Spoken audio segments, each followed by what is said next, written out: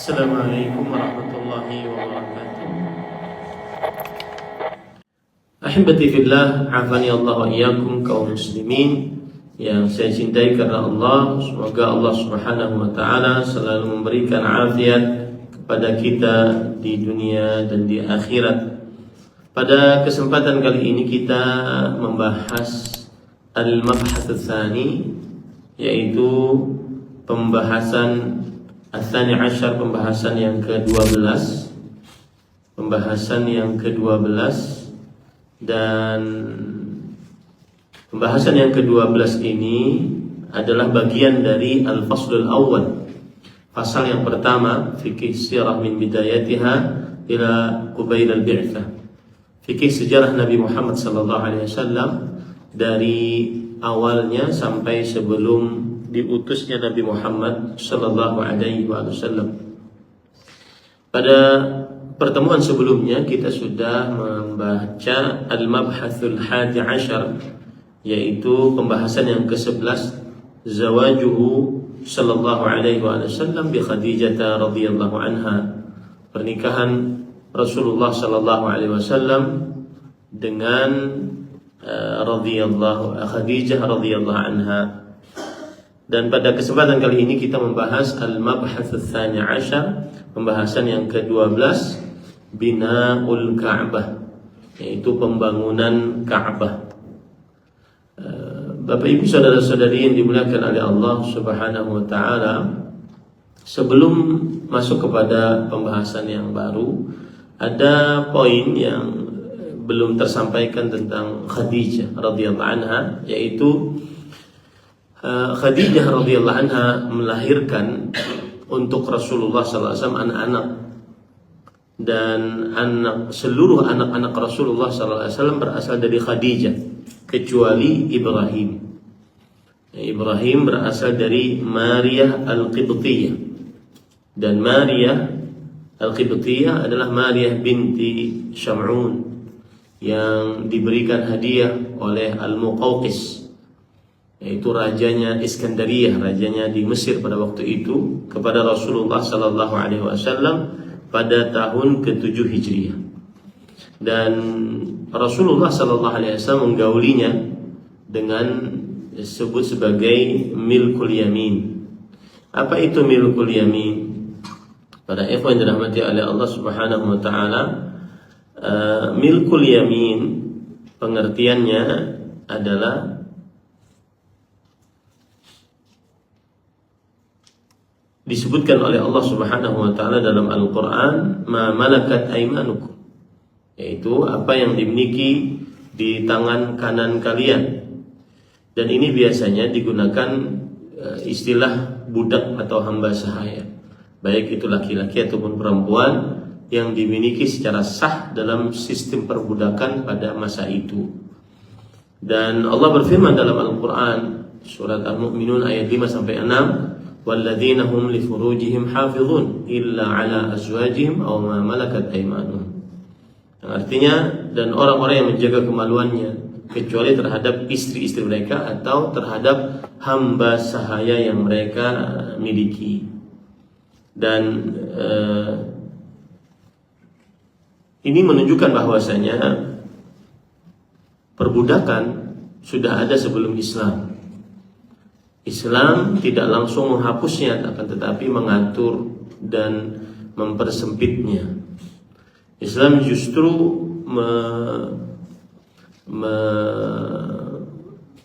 mendorong agar dihapuskan perbudakan. Seperti misalkan di dalam Islam ada banyak kafarat, banyak pembebasan budak. Kemudian juga ada pemerdekaan budak. Jadi kalau dikatakan Islam adalah agama yang tidak sesuai dengan kemanusiaan, maka ini tidak benar. Karena tuduhannya bahwa Islam tidak sesuai dengan kemanusiaan karena masih ada perbudakan. Maka kita katakan perbudakan sudah ada sebelum Islam. Kemudian yang kedua, Islam sendiri bahkan mendorong agar terlepas dari perbudakan. Kemudian kalaupun hubungannya dengan perempuan, maka Islam memperbolehkannya dengan syarat-syarat syar'i, seperti tidak boleh berbuat zalim dan wajib diberikan hak. Ini menunjukkan bahwasanya yang disebut dengan milkul yamin di zaman sekarang, di dalam syariat agama Islam. Ini pada ikhwan dirahmati Allah. Dan itulah yang diberikan oleh Al-Muqawqis, yaitu pembesar Iskandariyah Mesir pada waktu itu, kepada Rasul sallallahu alaihi wasallam, yaitu Maria bintu Syam'un. Maria bintu Syam'un. Jadi kembali lagi bahwa seluruh anak-anak Rasulullah sallallahu alaihi wasallam seluruhnya berasal dari Khadijah radhiyallahu anha wa ardhaha, kecuali Ibrahim. Ibrahim berasal dari Maria Al-Qibtiyah. Dan Maria Al-Qibtiyah namanya adalah Maria binti Syam'un, yang diberikan hadiah oleh Al-Muqawqis. Beliau adalah pemimpin Iskandariyah kepada Rasulullah SAW pada tahun ke-7 dari Hijriyah. Dan Rasulullah SAW, beliau sebagaimana sudah saya jelaskan tadi, menggauli Maria Al-Qibtiyah dengan catatan dia adalah sebagai milkul yamin, yaitu budak. Nah, makanya ada beberapa kasus ustadz menggauli santrinya dianggap sebagai milkul yamin. Ini salah besar. Ini ustadznya yang harus jadi budak. Ya. Dan subhanallah ya, para ikhwan yang dirahmati oleh Allah, salah satu yang paling berat bagi penuntut ilmu memang ada 3 hal yang sangat berat. Yang pertama harta, wanita, kemudian setelah itu popularitas. Ya, harta, wanita, dan popularitas ini sangat mengganggu keikhlasan seseorang. Mudah-mudahan kita semua dijaga oleh Allah Subhanahu wa taala. Kemudian setelah itu, setelah digauli, ternyata Rasulullah sallallahu alaihi wasallam memberikan hijab kepada Maria. Nah, kalau sudah diberikan hijab berarti beliau istrinya. Ya. Akhirnya Maria Al-Qibtiyah hamil dan melahirkan Ibrahim bin Muhammad sallallahu alaihi wasallam. Dan Maria Al-Qibtiyah wafat di zaman kekhalifahan Umar bin Khattab radhiyallahu anhu, yaitu di bulan Al-Muharram pada tahun 16 Hijriyah.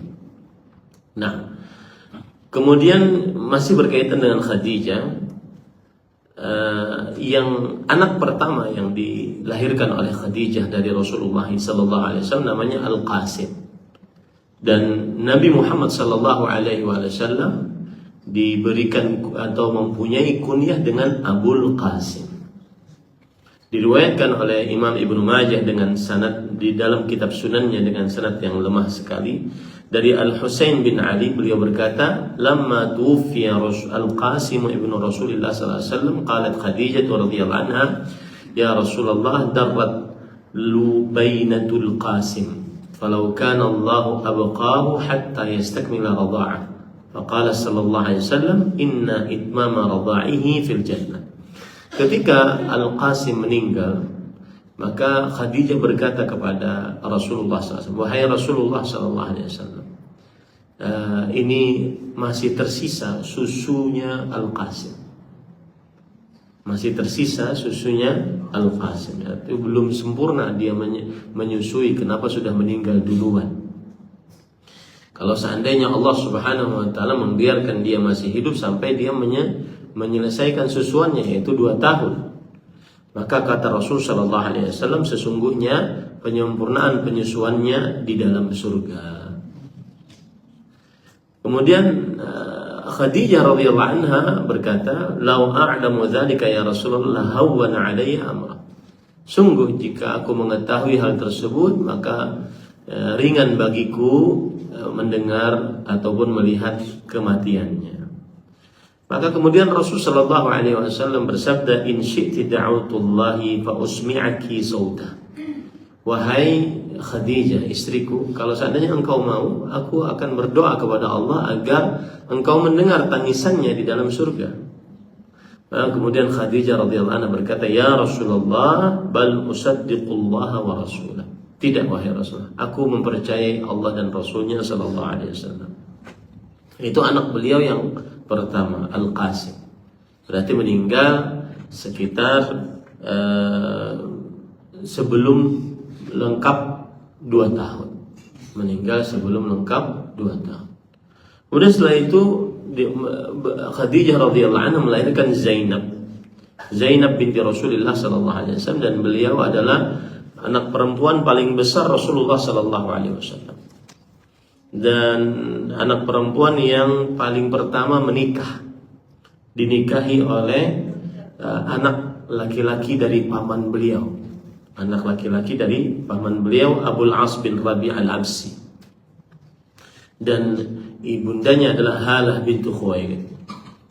Ibundanya adalah Halah binti Khuwailid. Jadi Khadijah mempunyai saudari namanya Halah. Halah mempunyai suami. Suami ini mempunyai anak laki-laki. Nah, menikah dengan anaknya siapa? Anaknya Nabi Muhammad SAW dari Khadijah. Ya, berarti sepupu dengan sepupu ya. Menikah. Kemudian Zainab masuk ke dalam agama Islam dan berhijrah bersama Rasulullah SAW dan meninggal pada tahun ke-8 Hijriah. Berarti sebelum Rasulullah SAW meninggalnya. Nabi Muhammad SAW meninggal tahun ke-11 Hijriah. Nah, kemudian setelah itu lahir Ruqayyah bintu Rasulullah SAW, dan dilahirkan Ruqayyah dan umur Rasul SAW pada waktu itu adalah 33 tahun. Umur Rasul SAW pada waktu itu adalah 33 tahun. Jadi sebelum diangkat menjadi Nabi dan Rasul. Ya. Kemudian dinikahi oleh Utsman bin Affan radhiyallahu anhu di kota Mekah. Dan beliau berhijrah bersama Utsman bin Affan ke negeri Habasyah. Berarti mereka berdua masuk Islam. Utsman bin Affan masuk Islam, Ruqayyah juga masuk Islam. Tadi Zainab anak sebelumnya juga masuk Islam. Dan kemudian di sana Ruqayyah melahirkan anak namanya Abdullah bin Utsman. Makanya Utsman bin Affan radhiyallahu anhu kunyahnya adalah Abu Abdillah. Karena nama anaknya adalah Abdullah. Kemudian setelah itu Ruqayyah binti Rasulullah SAW ini meninggal pada peperangan Badar. Jadi pada waktu tahun terjadinya peperangan Badar. Dan beliau diwafatkan pada hari Zaid ibn Harithah radhiyallahu anhu memberikan kabar gembira kepada Rasulullah SAW bahwasanya di peperangan Badar menang. Artinya dikuburkannya Ruqayyah saat kaum muslimin menang dalam peperangan Badar. Dikuburkannya Ruqayyah saat kaum muslimin menang peperangan Badar. Kemudian setelah itu Ummu Kulthum, anak yang ketiga perempuan Rasul SAW dan anak yang keempat Rasul SAW.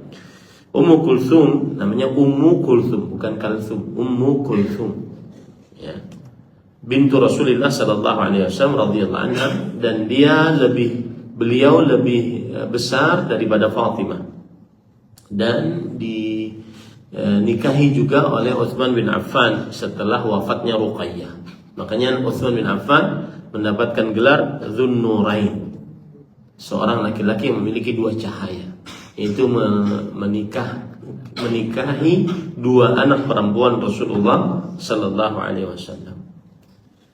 Dan itu pernikahannya terjadi pada bulan Jumadil Akhirah tahun ke-3 Hijriah, setelah peperangan Badar, berarti setelah wafatnya Ruqayyah. Dan Utsman bin Affan tidak memiliki anak dari Ummu Kulthum. Kemudian Ummu Kulthum wafat pada tahun ke-9 Hijriah, berarti 1 tahun setelah Ruqayyah. 1 tahun setelah Ruqayyah. Dan para ikhwan yang dirahmati oleh Allah, berarti yang meninggal duluan di sini adalah yang meninggal duluan yaitu Ruqayyah tahun ke-2 Hijriah. Kemudian Zainab tahun ke-8 Hijriah. Kemudian Ummu Kulthum tahun ke-9 Hijriah. meninggal sebelum Rasulullah sallallahu alaihi wasallam. Kemudian lahirlah Fatimah, anak yang ke-5 dari Rasulullah sallallahu alaihi wasallam dan yang ke-4 dari perempuan. Fatimah bintu Rasul sallallahu alaihi wasallam. Beliau adalah sayyidatu nisa'i ahli jannah. Beliau adalah pemimpin perempuan penghuni surga dan pemimpin perempuan di zamannya di dunia. Dan beliau adalah anak perempuan Rasul sallallahu alaihi wasallam yang paling kecil.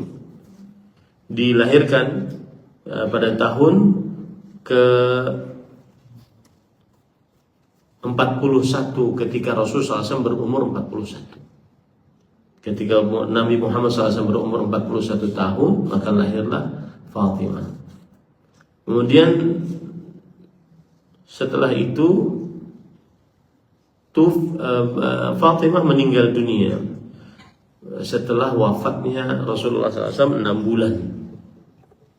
Makanya yang paling pertama kali bertemu dengan Rasul sallallahu alaihi wasallam setelah wafatnya Rasul sallallahu alaihi wasallam adalah Fatimah radhiyallahu anha. 6 bulan sepeninggal Rasul sallallahu alaihi wasallam meninggal dunia, maka meninggal Fatimah radhiyallahu anha wa ardhaha. Dan yang mensolati jenazah Fatimah adalah suaminya Ali bin Abi Thalib radhiyallahu anhu. Dan umur Fatimah waktu meninggal adalah sekitar 29 tahun. Ada yang mengatakan 30 tahun, ada yang mengatakan 35 tahun. Semuanya disebutkan di dalam kitab Al-Isabah fi Tamyiz Sahabah yang ditulis oleh Al-Hafidh Ibnu Hajar Al-Asqalani rahimahullahu taala. Taib, pada ikhwan yang dirahmati oleh Allah Subhanahu wa taala, Imam Ibnu Qayyim rahimahullahu taala kemudian setelah itu lahirlah Abdullah, anak yang ke-6 dari Rasul sallallahu alaihi wasallam. Jadi Al-Qasim anak pertama, Zainab, Ruqayyah, Ummu Kulthum, Fatimah. Kemudian yang ke-6 adalah Abdullah. Dan Abdullah diberikan gelar dengan At-Tayyib, At-Tahir. At-Tayyib yang baik, At-Tahir yang suci.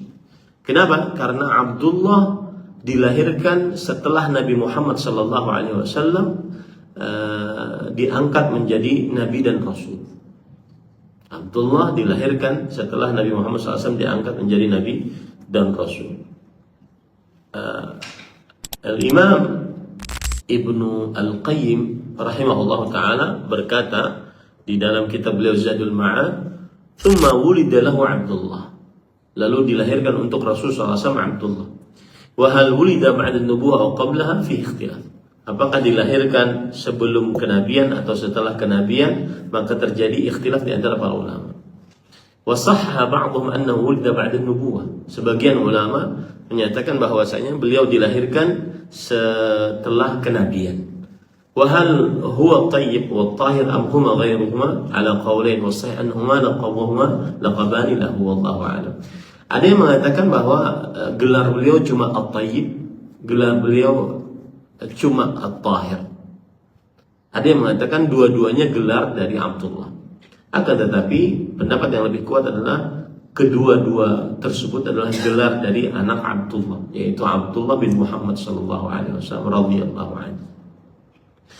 Dan kalau kita lihat, perhatikan dari kisah ini, maka telah meninggal seluruh anak-anak Rasulullah sallallahu alaihi wasallam sebelum Nabi Muhammad sallallahu alaihi wasallam, kecuali Fatimah radhiyallahu anha.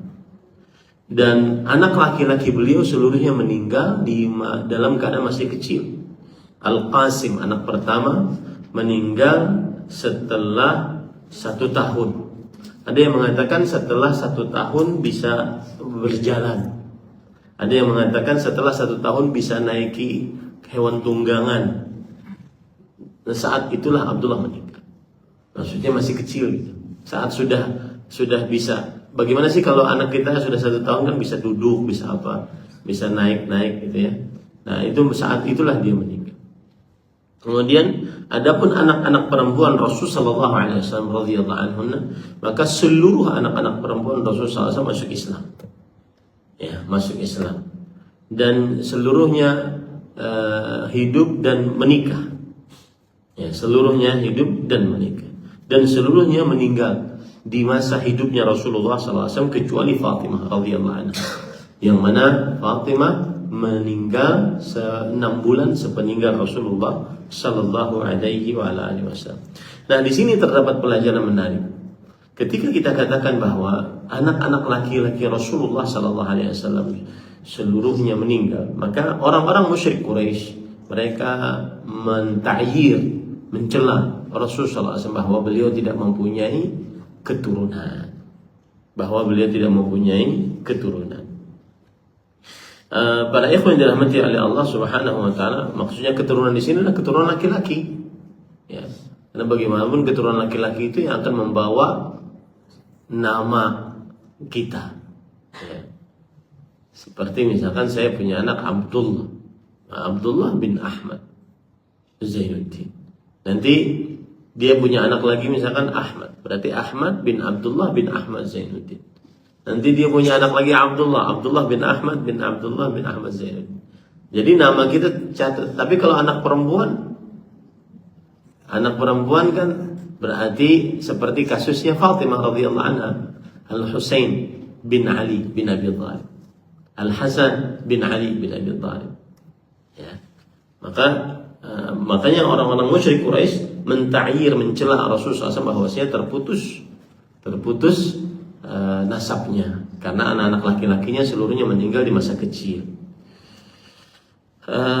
Para ikhwan yang dirahmati oleh Allah, Abdullah bin Abbas radhiyallahu anhu meriwayatkan di dalam kitab At-Tabaqat yang ditulis oleh Ibnu Sa'ad, beliau berkata, matal Qasim, telah meninggal Al-Qasim, anak laki-laki Rasul sallallahu alaihi wasallam. Wa huwa awwalu mayyitin min waladihi sallallahu alaihi wasallam di Makkah, thumma mata Abdullah. Dan Al-Qasim adalah anak laki-laki yang paling pertama meninggal di kota Mekah. Kemudian setelah itu baru Abdullah. Faqala Al-As ibn Wa'il, maka berkata Al-As bin Wa'il. Al-As bin Wa'il adalah seorang kafir waktu itu. Laqad inqata'a waladuhu fahuwa abtar. Sungguh telah terputus anak laki-lakinya, maka dia adalah abtar. Dan abtar yang dimaksud di sini tidak ada keturunannya yang melanjutkan. Ya. Dan para ulama dari mulai para sahabat Nabi radhiyallahu anhu membantah akan hal ini. Dan sebelumnya Allah Subhanahu wa taala membantah dengan ayat inna syani'aka huwal abtar. Sesungguhnya yang mencelamu lah yang abtar. Makanya abtar itu artinya terputus. Orang tidak ingat lagi, tidak ada ingatan untuk dia. Makanya Al-Hafidh Ibnu Katsir rahimahullah di dalam kitab tafsirnya mengatakan hasya wa kalla. Hasya wa kalla artinya adalah sekali-kali tidak. Beliau kemudian berkata, bal qad abqallahu dzikrahu ala ru'usil ashhad wa awjaba syar'ahu ala liqabil ibad mustamirran ala dawamil abad ila yaumil hashr wal ma'ad salawatullah wa salamu alaihi daiman ila yaumit tanad. Sekali-kali tidak. Bahkan Allah Subhanahu wa taala menjadikan sebutan Nabi Muhammad sallallahu alaihi wasallam tetap tinggi di hadapan seluruh makhluk dan mewajibkan syariatnya atas para hambanya terus berlangsung sepanjang masa hingga hari kebangkitan dan hari kembali. Semoga salawat dan salam Allah senantiasa tercurahkan kepadanya sampai hari manusia saling memanggil pada hari kiamat. Kemudian Al-Hassan bin Thabit radhiyallahu anhu, Hassan bin Thabit, penyair di masa Rasulullah SAW, bukan pemusik ya. Dan ada sebagian orang mengatakan Hassan bin Thabit ahli musik di zaman Rasulullah. Enggak, penyair ini, penyair di zaman Rasulullah SAW.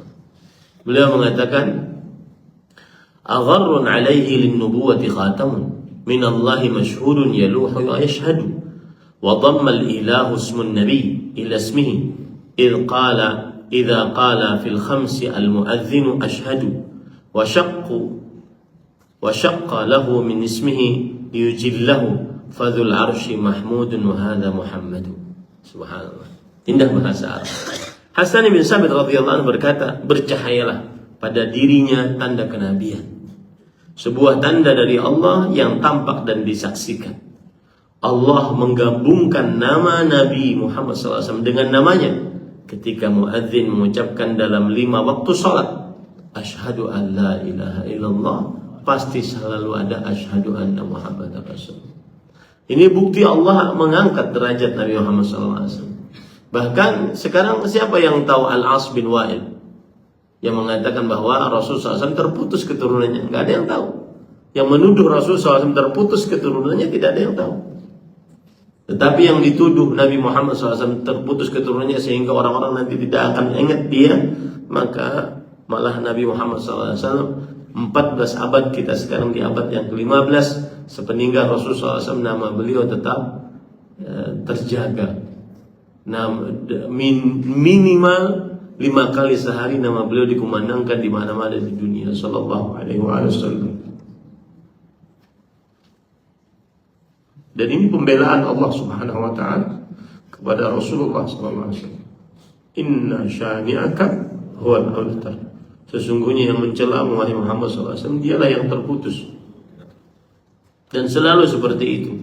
Orang yang mencela agama maka dialah yang akan hina. Orang yang mencela agama, yang menghina agama, dialah yang akan hina. Mencela Allah, mencela Rasulullah, mencela Al-Quran, mencela syariat Islam, dialah yang akan hina. Selalu seperti itu. Itu hikmatullah fi khalqih. Itu adalah hikmah Allah di dalam penciptaannya. Subhanallah. Coba bayangkan, Al-As bin Wa'il, siapa yang tahu dia sekarang? Yang menuduh Rasulullah SAW terputus keturunannya. Orang tidak akan mengingatnya nanti.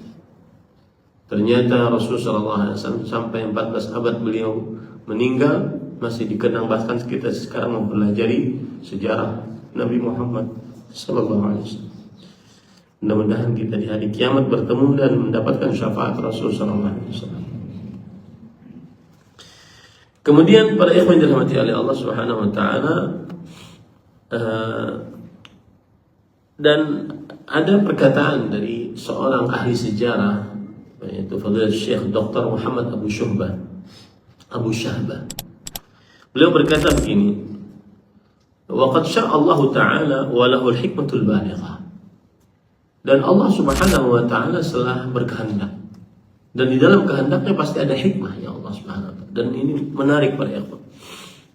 Membicarakan hikmah Allah di dalam penciptaan itu menarik. Tujuannya adalah agar kita tambah semangat mengerjakan syariat Allah Subhanahu wa taala. Tambah semangat menerima agama Islam sebagai agama yang paling sempurna. Ya. Dan hikmah Allah itu macam-macam, luar biasa. Hikmah Allah yang digabung, hikmah Allah yang dibedakan, tidak bisa digabung, tidak bisa digabung. Ada hikmah Allah yang harus dipisah di dalam penciptaannya. Ada hikmah Allah yang harus digabung.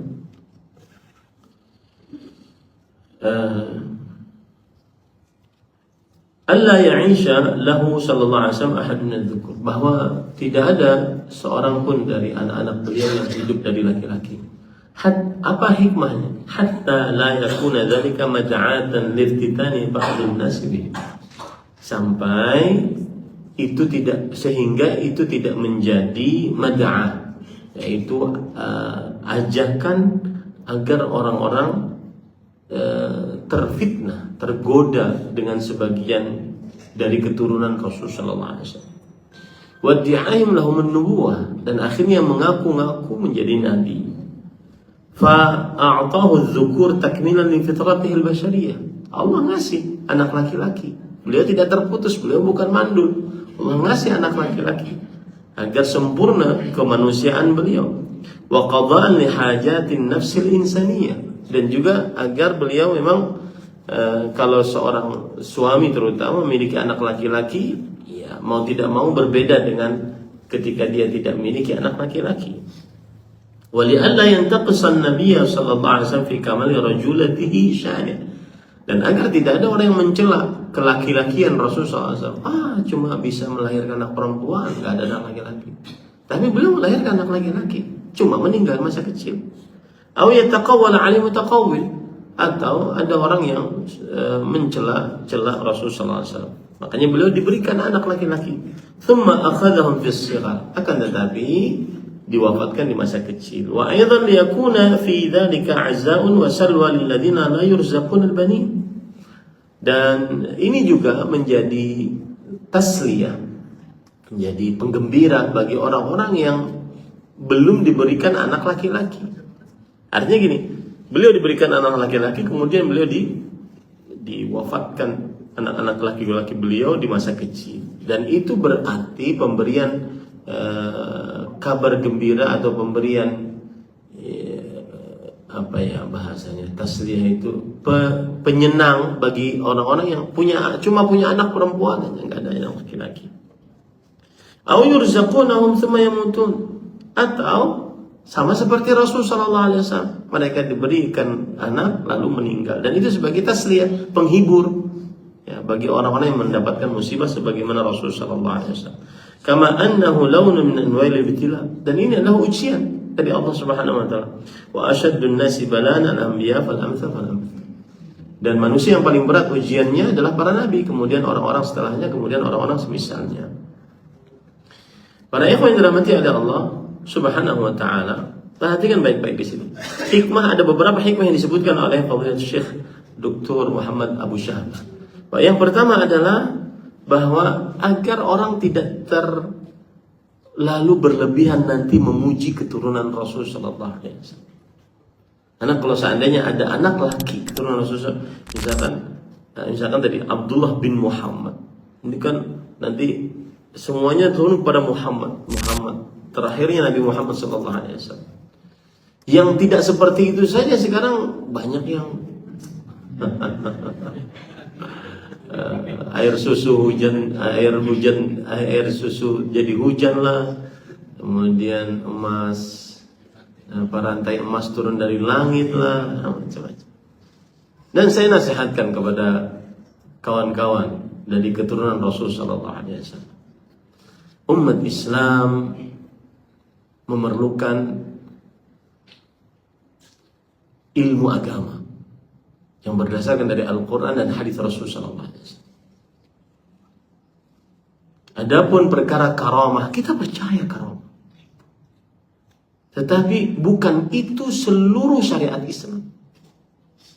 Syariat Islam masih ada tauhid, masih ada perkara-perkara akidah, perkara-perkara ibadah, muamalah, adab dan akhlak, masih banyak. Bukan hanya ceramahnya tentang karamah.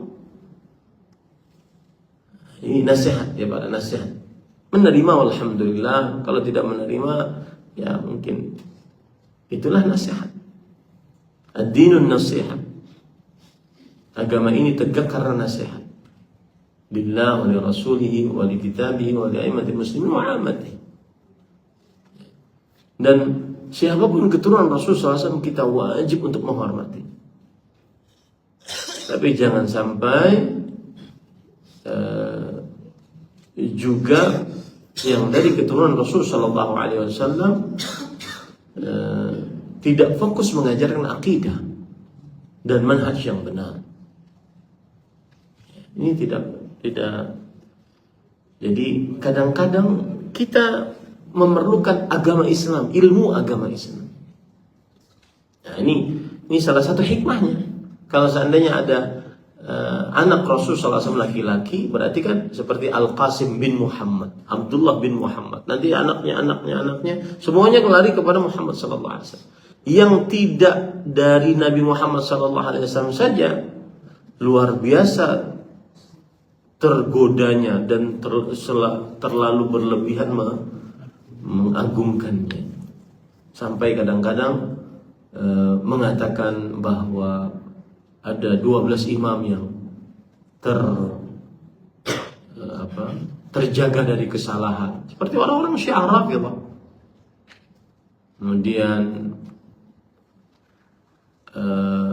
Nabi Muhammad SAW, Jibril alaihissalam salah dalam menyampaikan wahyu, aturan kepada Ali bin Abi Thalib radhiyallahu anhu. Bagaimana kalau seandainya ada itu keturunan Rasulullah SAW yang benar-benar bin Muhammad SAW?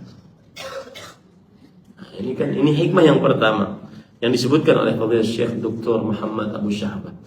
Hikmah yang kedua adalah bahwa beliau laki-laki berarti yang sempurna. Buktinya apa? Beliau punya anak laki-laki. Ya. Beliau juga sebagai manusia biasa juga menginginkan keturunan laki-laki. Nah, ini hikmah yang kedua. Hikmah yang ketiga adalah untuk penghibur bagi orang-orang yang belum punya anak laki-laki. Dilahirkan anak laki-laki tapi meninggal masih kecil. Atau penghibur bagi orang-orang yang semisal dengan beliau. Subhanallah, saya pernah dengar ceramah berbahasa Arab. Seorang syekh mengatakan begini, siapa saja yang sedih karena musibah, maka jika ingin agar musibahnya ringan di dalam perasaannya dan menerima sebenar-benar penerimaan atas takdir Allah, maka bandingkanlah musibah yang dia dapatkan dengan musibah yang didapati oleh Rasulullah SAW. Wah, tidak ada apa-apanya kita ini.